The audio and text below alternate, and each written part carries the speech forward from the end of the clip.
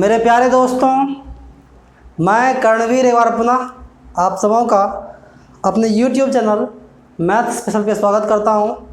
और आज हम लोग 11th के एक्सरसाइज 1.3 को देखेंगे कम्प्लीटली।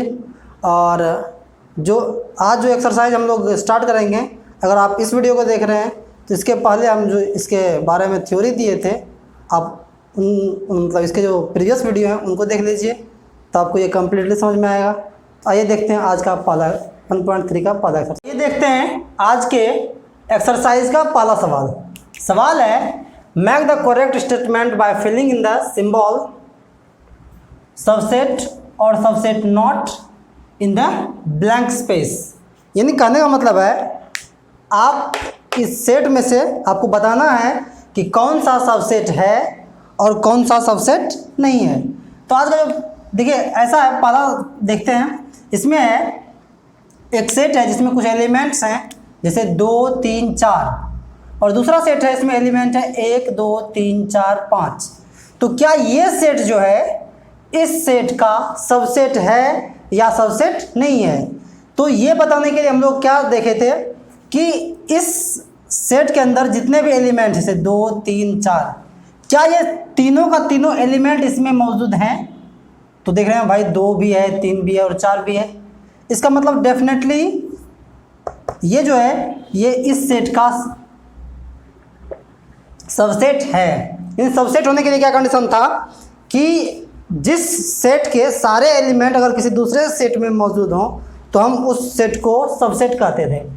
ऐसे इसमें हम लोग देखते हैं, इसमें है ए बी सी 3 एलिमेंट है। दूसरा सेट है मेरे पास, इसमें बी सी डी। एक्चुअल में 3 एलिमेंट इसमें भी और 3 एलिमेंट इसमें भी है, तो हो सकता था। लेकिन आप देखेंगे क्या ये जो दूसरा ये जो सेट है ए बी सी, क्या इसमें जो ये 3 एलिमेंट हैं क्या यही 3 एलिमेंट इसमें मौजूद हैं? तो देखते हैं भाई बी भी है, सी भी है, बट इसमें ए है जो कि इसमें है ही नहीं। अगर ए रहता है इसमें तो कह सकते थे कि ये सबसेट है। चूँकि इसमें ए है ही नहीं, इसका मतलब है कि ये जो है ये इसका सबसेट नहीं है। नेक्स्ट देखते हैं, कह रहा है for all X such that X is a student of class 11 of your school. यानी कि ये सेट कह रहा है कि आपके स्कूल के 11th क्लास में जितने भी स्टूडेंट्स हैं उसका ये संग्रह है या सेट है। दूसरा कह रहा है कि for all X such that X is a student of your school, यानी आपके स्कूल के सभी छात्र।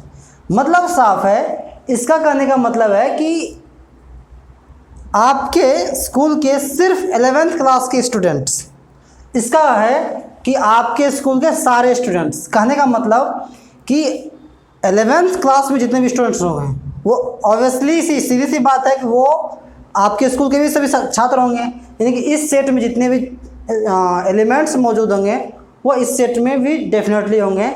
इसका मतलब हम लोग कह सकते हैं कि ये जो सेट है इसका सबसेट है। सेम टाइप से देख लीजिए, ये कह रहा है x for all X such that X is a circle in the plan. ये कह रहा है for all X such that X is a circle in the same plan with radius 1 unit. अब यहाँ पे सिर्फ ये प्रॉब्लम आता है कि अगर सर्कल रहता था तो खैर ये डेफिनेटली मतलब सबसेट हो जाता, लेकिन इसका ये फिक्स कर दिया है कि 1 यूनिट का है। तो कहने का मतलब ये तो सर्कल है, वो किसी भी यूनिट का हो सकता है, लेकिन यहाँ का दिया है कि नहीं भाई फिक्स है कि ये 1 ही यूनिट का हो। तो डेफिनेटली ये जो है इसका सबसेट नहीं है। लेकिन अगर यही चीज़ रहता पहले कि for all X such that X is a circle in the same plan with radius 1 unit, ये जो है इसका सबसेट है, बट ये इसका सबसेट नहीं है। नेक्स्ट देखिए, इसके बारे में कह रहा है कि for all X such that X is A triangle in A plan. ये कह रहा है रेक्टेंगल है। अब ये तो डेफिनेटली इसमें कोई मेल जो है ही नहीं, तो ये तो खैर सबसेट नहीं होगा। नेक्स्ट कह रहा है कि for all X such that X is a equilateral triangle in a plane. ये कह रहा है triangle in the same plane. अब जरा देखिए, ये कह रहा है कि समबाहु त्रिभुज और ये कह रहा है कि त्रिभुज हो। अब अगर बात कर रहा है कि त्रिभुज का सेट है तो उसमें समबाहु भी होगा, समद्विबाहु भी होगा और विषमबाहु भी होगा। इसका मतलब ये जितने भी ट्रिंगल होंगे वह इसमें भी मौजूद होंगे। इसका मतलब ये सबसेट है। और नेक्स्ट कह रहा है कि x for all X such that X is an even natural number. और इधर कह रहा है for all X such that X is an integer. तो हम पहले भी इस पे बात कर चुके हैं कि भाई जितने भी नेचुरल नंबर होंगे इवन ऑड जो भी हैं वो सब इंटीजर के सबसेट होते हैं, तो डेफिनेटली ये सबसेट होंगे। देखते हैं नेक्स्ट सवाल। नेक्स्ट सवाल में examine whether the following statements are true और फॉल्स। इसी से बताना है कि कौन सा स्टेटमेंट सही है कौन सा गलत। जैसे मान लीजिए पहला है कि क्या ये जो सेट है इसका सबसेट है, तो इसके लिए हम लोग क्या देख रहे थे भाई कि इसमें जो भी एलिमेंट्स हैं क्या इसमें है, ए बी है बी भी है, इसका मतलब ये इसका सबसेट है। लेकिन ये कह रहा है कि सबसेट नहीं है, इसका मतलब ये कैसा है, ये फॉल्स हो गया। नेक्स्ट देखते हैं, कह रहा है ये ए ई जो है क्या इसका सबसेट है, तो इसमें क्या है कि for all X such that X is an vowel in English alphabet. तो क्या क्या होता है इंग्लिश अल्फ़ाबेट में, ए ई आई ओ और यू। इसका मतलब है कि ये ए बी इसमें है और ई बी है, इसका मतलब ये इसका सबसेट है, इसका मतलब ये है ट्रू। नेक्स्ट देखते हैं, इसमें 1 2 और 3, इसमें 1 3 5, कहने का मतलब ये तो सबसेट नहीं है, लेकिन अकॉर्डिंग टू क्वेश्चन ये कह रहा है सबसेट है, इसका मतलब ये फॉल्स है। कह रहा है कि A is subset of A B C. देख रहे हैं कि भाई ये ए है जो कि इसमें तो मौजूद है, इसका मतलब ये सबसेट है, इसका मतलब ये ट्रू है। बट ये कह रहा है कि A is set A belongs to A B C, यानी इस सेट का ये मेंबर है। यहाँ गौर कीजिएगा कि ये मेंबर नहीं है तो सबसेट है, इसका मतलब ये फॉल्स हो गया।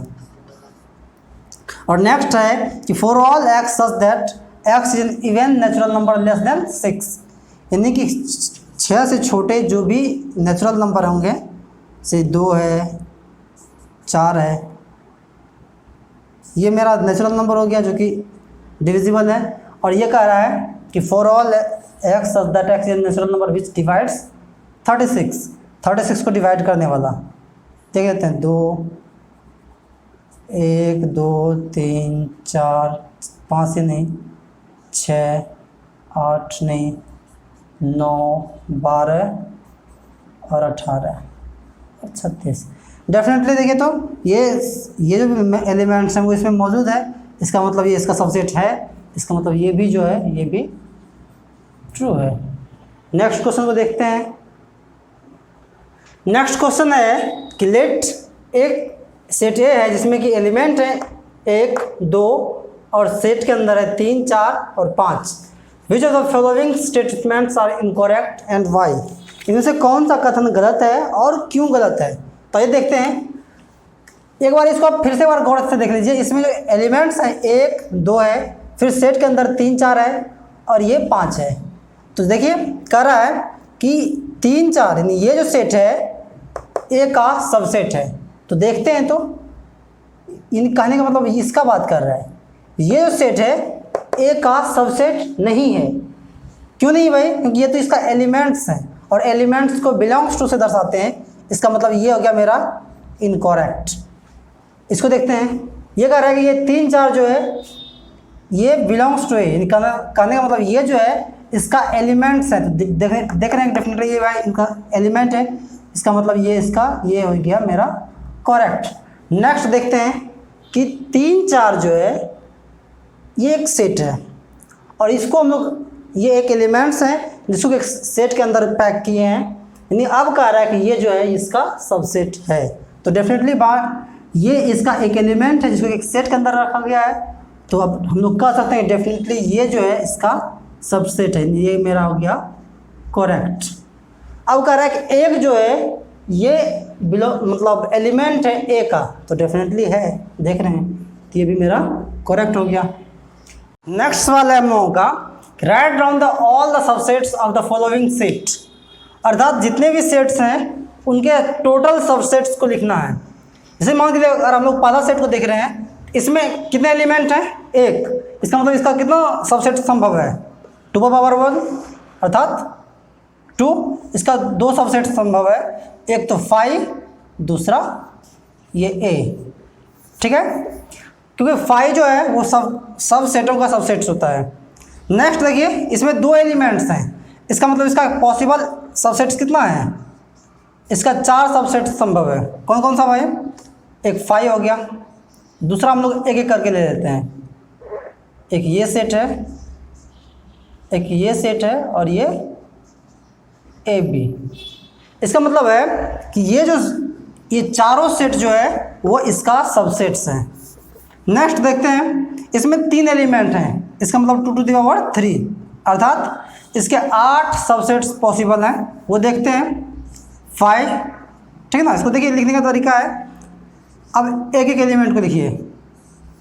1 हो गया, 2 हो गया, ये मेरा 3। अब 2 एलिमेंट को लिखिए, 1 2 2 3 और 1 3। अब 2 एलिमेंट्स का भी हम लोग सेट लिख चुके हैं। अब तीनों एलिमेंट्स का 1 2 3। देखिए तो मेरे 8 सबसेट्स पॉसिबल हैं। नेक्स्ट है 5 का। 5 नंबर ऑफ एलिमेंट्स 5 में 5 एक सबसेट, 5 अगर सेट है तो उसमें कितने एलिमेंट होते हैं भाई? उसमें तो 0 एलिमेंट होते हैं, अर्थात 2 टू द पावर 0 अर्थात 1। इसका एक सबसेट होता है, वो इटसेल्फ होता है 5। ओके, नेक्स्ट सवाल देखिए। नेक्स्ट सवाल है कि how many element has power of set A if A is equal to 5। कहने का मतलब है कि हम लोग क्या जान रहे थे भाई कि पावर ऑफ ए सेट का फॉर्मूला होता था हम लोगों के पास कि 2 टू द पावर n, चाहे n क्या होता था? कार्डिनल नंबर ऑफ सेट ए, यानी कि सेट ए में जितने भी एलिमेंट होंगे उसको हम लोग n के द्वारा रिप्रेजेंट करते थे। तो अब मेरे पास जो a है वो 5 है। 5 मतलब एकदम बिल्कुल एम्प्टी सेट, खाली सेट। यानी कहने का मतलब कि अगर मैं बात करूं पावर ऑफ सेट ए का, तो मेरा जो ये n है, ये n इक्वल टू क्या? 2 टू द पावर n है। और ये अगर सेट 5 है तो 5 में तो कोई एलिमेंट होता नहीं है, ये तो एम्प्टी सेट होता है। यानी एम्प्टी मतलब क्या? 0, अर्थात 2 टू द पावर 0 का वैल्यू क्या आता है? 1 होता है। ये हम लोगों का आंसर हो गया। नेक्स्ट देखिए, कह रहा है कि write the following as intervals. इसको इंटरवल के रूप में लिखना है। तो ये लोग बहुत अच्छे तरीके से पिछले वीडियो में सीख चुके थे। मान के देखिए, ये मतलब ये मेरा रियल नंबर के सेट से लेना है, तो यही है कि -4 से बड़ा हो बट 6 और 6 से छोटा हो। इसको हम लोग क्या लिख सकते थे? और ये साइन है तो -4, और चूंकि 6 को शामिल कर लेना है इसलिए मुझे बड़ी कोष्ठक लगानी है। इसे यहाँ देखते हैं, इसमें कह रहा है for all x such that x belongs to R, -12 से इसको बढ़ा देना, यानी x is greater than -12 but less than equal to but less than -10, अर्थात ये -12 से बड़ा हो बट -10 से छोटा हो। चूँकि इक्वल टू शामिल नहीं है इसलिए बड़ी कोष्ठक नहीं लगा है। अगर हम लोग इधर आ जाते हैं, इधर देखिए, इधर का रहा है for all x such that x is belongs to R।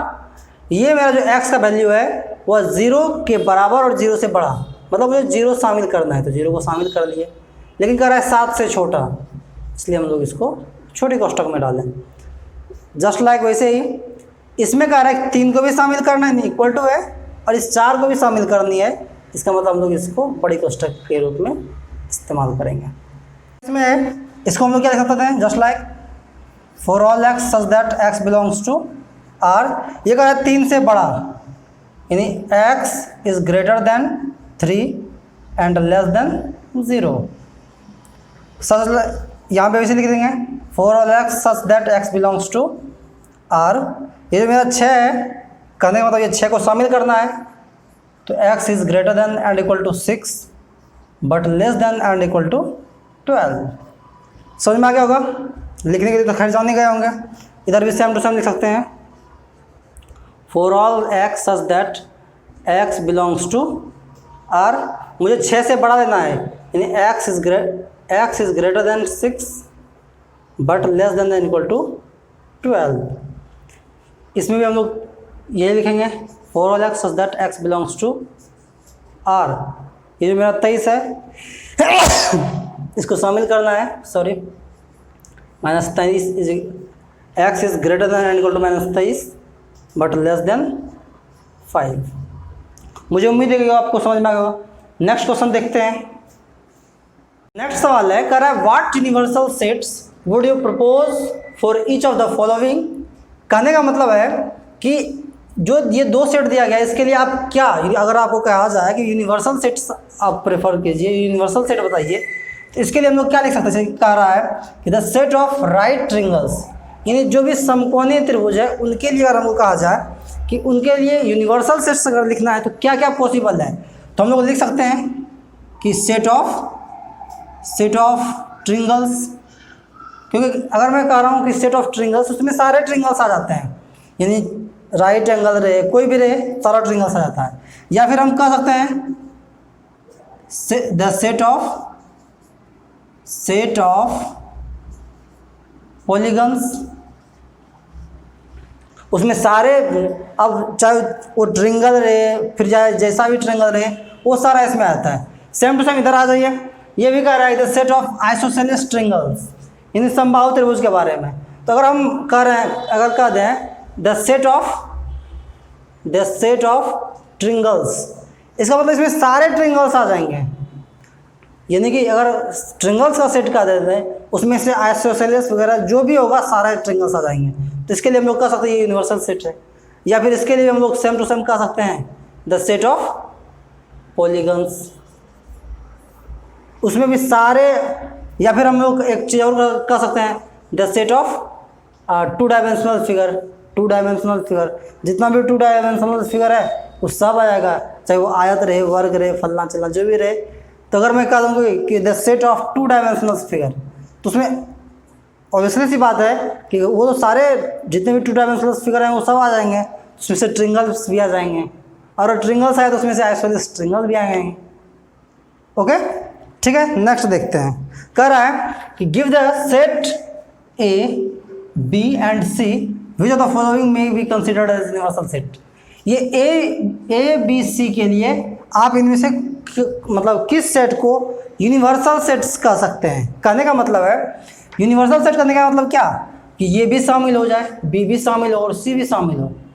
से मान लीजिए अगर मैं पहले को प्रीफर करूँ तो इसमें सब चीज़ है, लेकिन से मान लीजिए मैं अगर इसका बात करूँ सी का, सी में 8 है बट इसमें 8 है ही नहीं, इसका मतलब ये तो खैर हो नहीं सकता है। ये 5 है, ये इसमें तो कोई एलिमेंट्स ही नहीं है, तो ये भी नहीं हो सकता यूनिवर्सल सेट। अगर मैं इसका बात करूँ तो इसमें देख रहे हैं कि इसका भी सारा सेट मतलब एलिमेंट्स में मौजूद है, इसका भी सारा एलिमेंट्स में मौजूद है और उसका भी सारा एलिमेंट मौजूद है। इसका मतलब ये हो सकता है। अगर इसको देखें तो इसमें सारा एलिमेंट मौजूद तो है, इसका भी है, इसका भी है, बट उसका 0 जो है इसमें मौजूद नहीं है, इसका मतलब ये भी नहीं हो सकता है। यानी कि ये था हम लोगों का 11th का जो एक्सरसाइज था 1.3 वो हम लोग आज कंप्लीट कर लिए। मुझे उम्मीद है कि आपको समझ में आ रहा होगा, और बाय द वे कहीं भी कोई भी प्रॉब्लम हो तो आप मुझे कमेंट कर सकते हैं। ओके, धन्यवाद।